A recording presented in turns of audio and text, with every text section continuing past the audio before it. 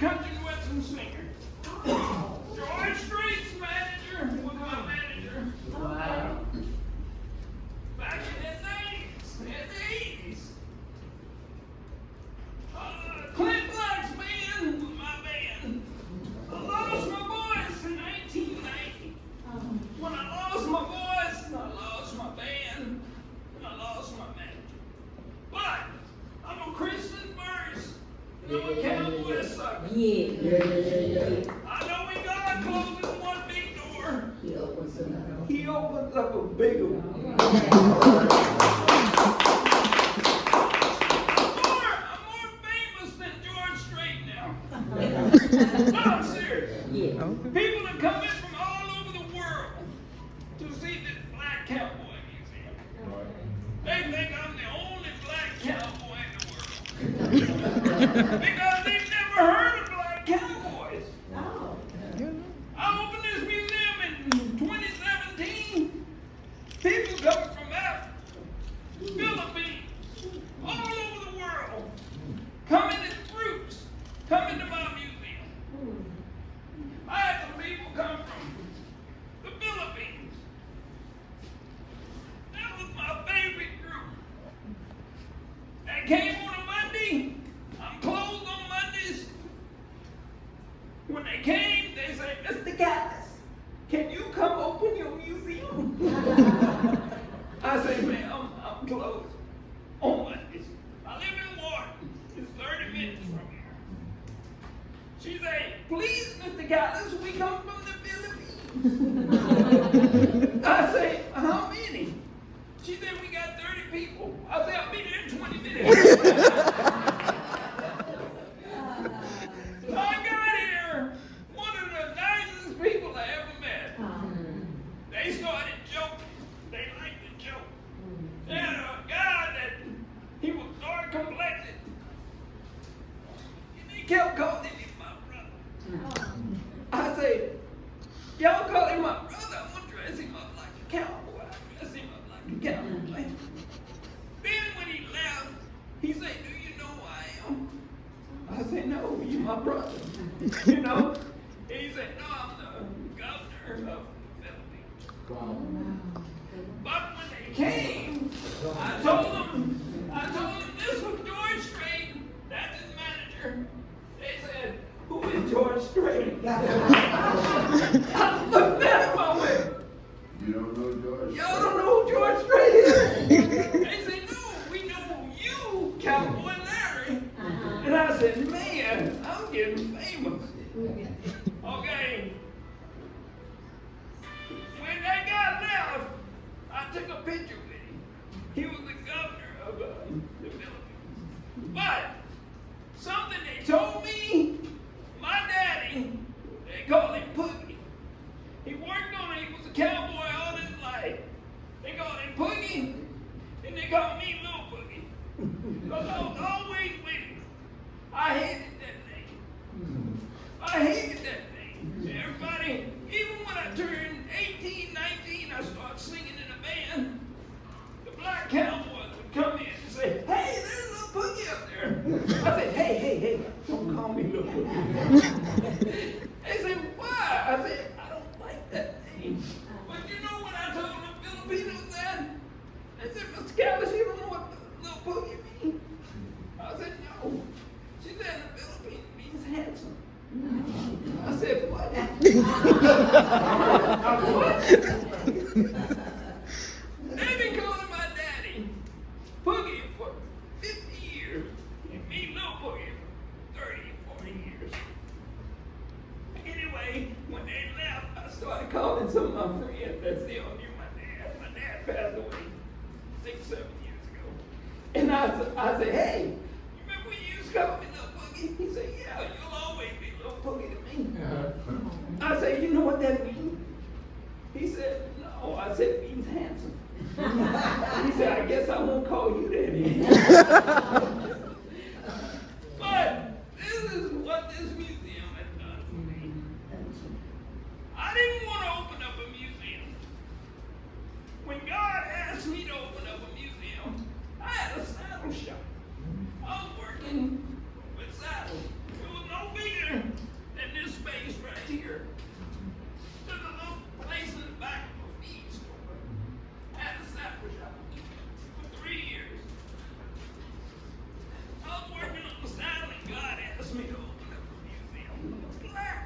Cowboy Museum. I said, God, I can't even talk. Why do you want me to open up a Black Cowboy Museum? He said, step out in faith. I actually got up from the seat. I took 2 steps. I looked around. 10 minutes, nothing happened. 15 minutes, nothing happened. I went back working on myself. 2 days later, a white man came in the feed store. Out of town, make sure. I looked at him, I said, what's he doing in here? He don't, have no horses. He don't need no feed. He sure don't need me to work on saddles. So I looking at everything I had in my saddle shop.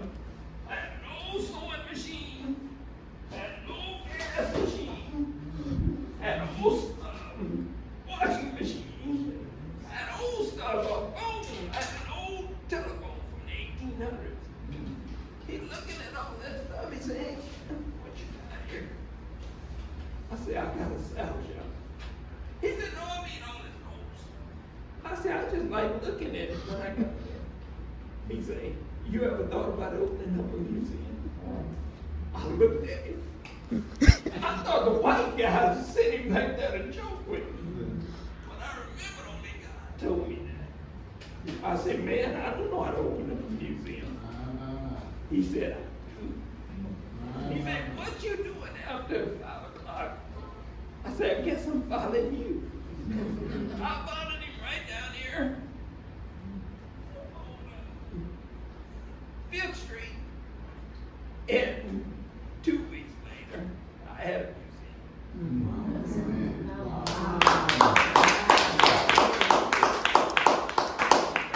God is good. And I have so many stories like this about God. What God has done in this museum is incredible. Incredible. And he's still doing incredible. What you say? Still doing it. Yes. Before I lost my voice, I played for George Bush Sr. Got a letter from the White House. Played for Miss Ann Richards. All the mayors of Houston, Kathy Whitmire, Sylvester Turner, Bob Lanier. I played ball. My picture went for $1 million. Of the girl named Callie, she drew my picture in 2011. It won the Houston Livestock Showing. All right. I was the first black to win the Houston Livestock Showing Rodeo Award.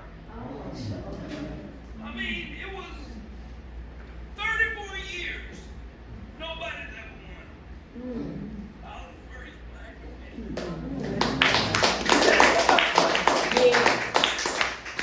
Clap for that.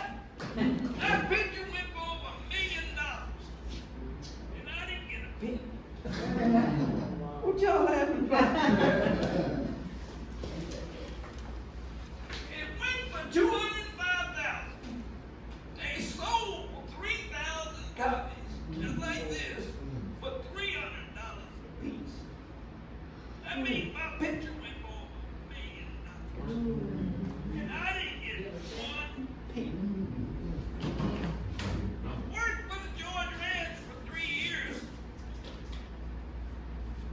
And after 3 years, they fired me. Because I wouldn't quit talking about Black history. When somebody asks me a question, I tell them the truth. One white man at the George Ranch in 2012, he said, where did cowboys come from? I was the lead cowboy. I had worked there 2 years and they made me lead cowboy. So I had to do the talking. I didn't want to do the talking, but I had to do the talking because I knew more than anybody else. Because I was older than the rest of them. And white man said, hey, where did the cowboys come from?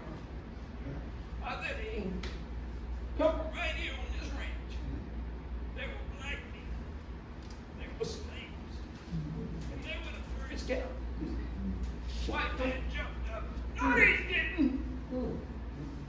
I say, sir, the he's the Mexicans were the first cowboys of the cows.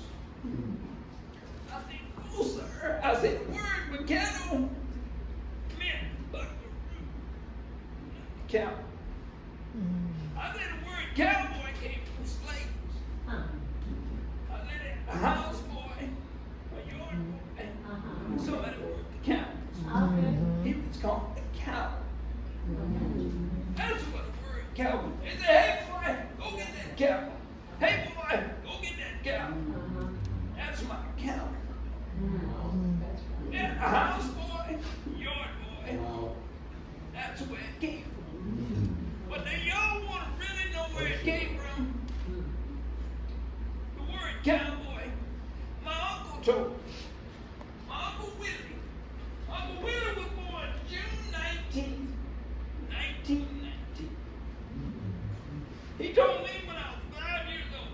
He said, boy, there ain't no white cowboys when I was young. I said, what they call them? Better not call a white man a cowboy. I said, what they call him? He said, you call me, I'm a cow hand, a cow man, a cow puncher, a cow driver, a cow. Because cowboy was it throwing away black cowboy history.